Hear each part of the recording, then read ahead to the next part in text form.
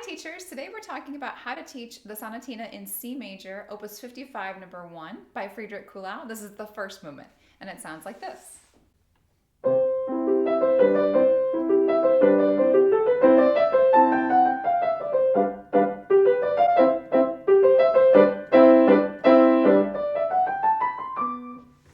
This is a super fun sonatina that just really has this classic sonatina sound to it. I think that's a lot because of all of the scales that the right hand gets to play and just the typical accompanimental patterns that the left hand gets to do in this as well. I just want to mention that I do love the second movement of this as well, and it sounds like this. If you'd like me to do a video on that, leave a comment below and I'll know that that would be one that would be fun to have another resource on. So the required skills and knowledge that our students need in order to play this piece would be very similar to any other straight up mid-intermediate sonatina movement. This is in Sonata-allegro form, so there's an exposition, a development, and a recapitulation. And I'll talk about that more in just a minute, but I do want to say your student should know those terms. They are fun terms because they're big words, and we just need to use them. In order to understand how to be expressive in a sonatina, one needs to understand the form, because the form is one of the most important parts that a composer would have been focused on when he was writing a sonatina like this. Now, of course, this is in C major, so the key signature is a piece of cake, and our students probably at this point know their C major scales pretty well. We do also have some G major scales in here because the second theme is in the dominant. And then we do have accidentals in the development. That's normal. Developments should have forays into multiple keys as well as some fully diminished seventh chords and things like that to heighten the drama. And so those definitely happen here. So your student just needs to be able to play their C major scales and chords, G major scales and chords, and be able to read accidentals correctly in a context like this in order to learn this piece. As far as scale patterns go, I love to label those in my students' music when they're working on a sonatina. Particularly students sometimes miss them if they don't start on the tonic note. So a C major scale doesn't have to start on C in order to be a C major scale. So there's a little fragment of that in measure 3. And then it has that little fun F sharp turnaround, which is just that little decoration of the scale right there. We have a G major scale in measure 8, starting on the note D. Still just a G major scale, starting on the dominant, going again to the dominant. So take a minute with your students, find any of the scale patterns, as well as kind of thinking through where do we have broken chords. Right there where I stopped in measure 9, the left hand just has these thirds, which are just the top part of a G major chord, and then it goes to that little inversion of the dominant 7th chord right there, that D7 chord, and then a full G major chord in measure 11, and then again a different spelling of that D7 chord in measure 12. So these are all things that are relatively easy to find in the style like this, and it's a great opportunity to do some very basic analysis with your student. Okay, when we get to the second theme, we're in G major. So you're going to have G major chords and D7 chords because we have modulated.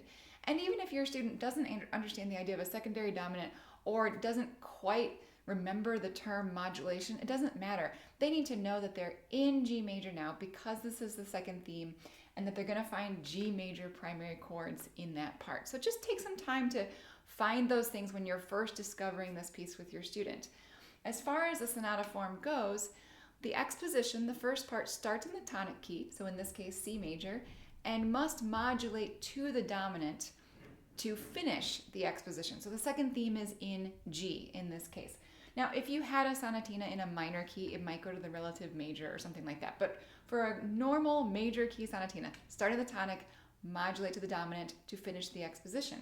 The development can do whatever it wants, and then the recapitulation, again, starts with that first theme in the tonic, but it must end in the tonic because, as I always tell my students, we can't end a sonatina in C major in some other key. So your students need to be able to see what's happening as far as those key relationships go. It helps them learn it, it helps them hear, it helps them express, and then ultimately it helps them memorize it. So let's talk about what happens in the recapitulation. This is a typical problem area for students, but it's such a fun moment. When we start the recap in 35, it starts exactly the same as measure 1. And then the right hand just goes off and says something more exciting than the first time. Oh, and then we get to play that theme in D minor.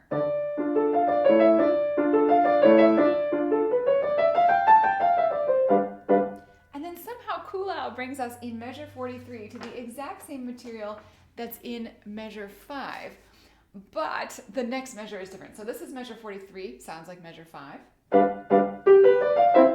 Again, a more excited version goes up to the high C.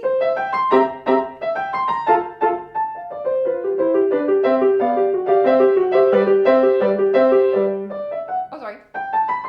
See, I just did it. I played the wrong version. I didn't move my hand. So that time, you start that C major scale on G, and it takes you to the second theme in C major. I did the mistake that students do all the time. So I have stars written in this music because of the student who used this book, and I have a star over measure 37, and I have a star over measure 44 saying, this is the special moment. This is different than what you did the first time. They have to know that, and then especially if they're going to memorize it, they need to be ready to think, I'm doing this, the recap version, the second time, so it's different than it was the first time. As far as actually playing this expressively, going beyond learning the notes, being able to play the scale patterns and all of that, I really feel like in these intermediate sonatinas, there are about 4 things that are needed, that if you check off these 4 boxes, your sonatina is going to sound beautiful and expressive. Number 1, articulation. Number 2, dynamics. Number 3, the ability to shape the phrases and think in longer phrases to, not just have these little teeny weeny slurs, but longer phrases. And number 4, balance the melody over the accompaniment.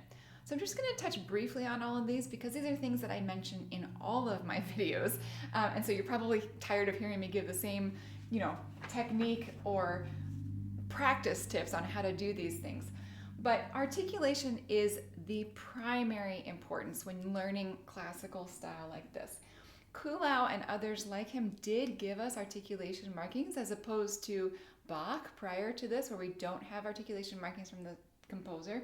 And so it's just very important to follow them. When it's a slur, play legato. When there's a break in the slur, do a slight lift. Anytime you have a 2-note slur, it's this down-up motion. This happens in a really fun way in measure 7.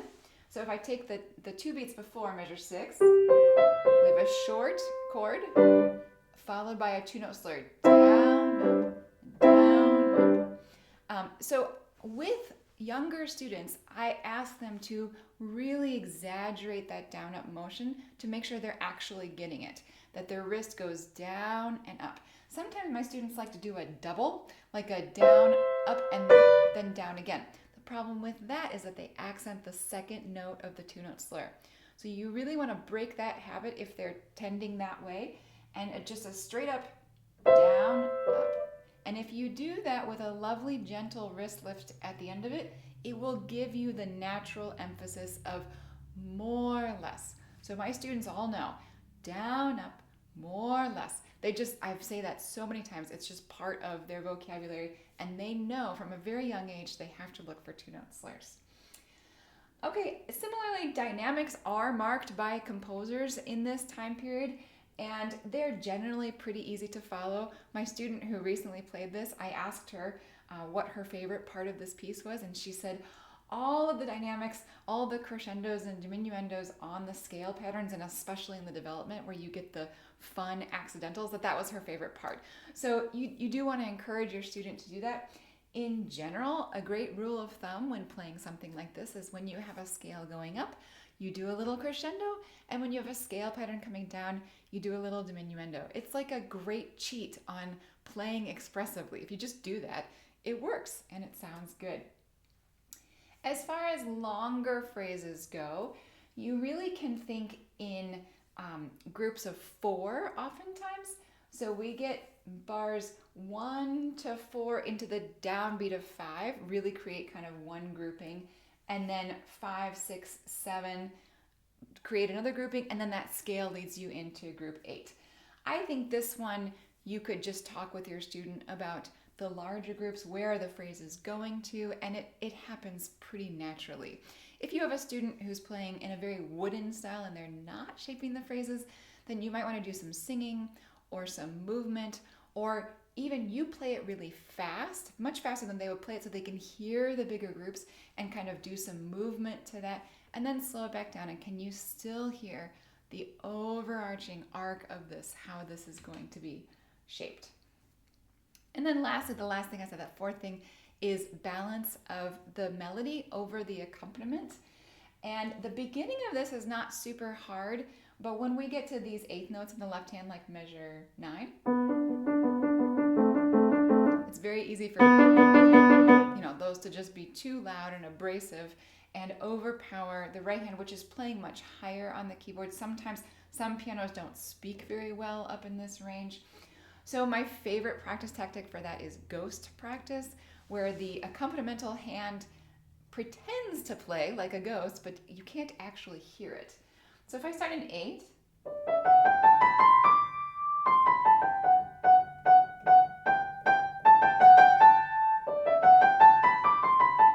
and then after you've done that, you just barely let the ghost hand come back in, just enough to hear it, but not loud at all, just really barely there.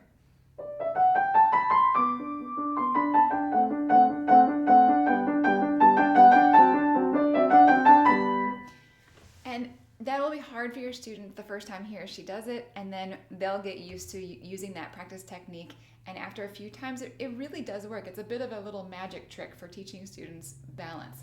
Of course, they also have to listen, and so if they're completely unaware of the fact that their left hand is way too loud, then recording them and listening back can be very helpful. Also, one technical point there, if your student is playing with a very tense hand and trying to use a lot of finger movement to play that accompanimental pattern, it will be too loud. So you need to encourage your student to just rest on top of the keys and use some very basic rotation and not be tensed up, and that will help it be softer as well. If they can't play it softly, period, because of a technical issue, they're not going to be able to play it softly while their right hand is playing the melody. Okay, lastly, I will just say that tempo steadiness can be a problem in many sonatina movements. This is because of the change in themes, the change in characters. It's typical for students to just play faster when they play louder, so the dynamics can kind of alter their tempo. I don't find that to be as much of a problem in this particular movement as in some other ones. It might be just that the left hand is regularly keeping that eighth note pattern, therefore keeping a bigger pulse going. But of course, the metronome is your friend for checking that, for being an outside source. Your student needs to feel the pulse. They need to be able to read the rhythms and play them correctly. But the metronome, once they've learned that, can be that outside objective source saying, no, you really are rushing right here, and can help them feel that. I hope that gives you a few ideas on how to teach the Kuhlau Op.55 No.1, first movement of this lovely sonatina in C major. If you have any questions, feel free to leave a comment. I hope you've subscribed to my channel, and I wish you all the best in your teaching.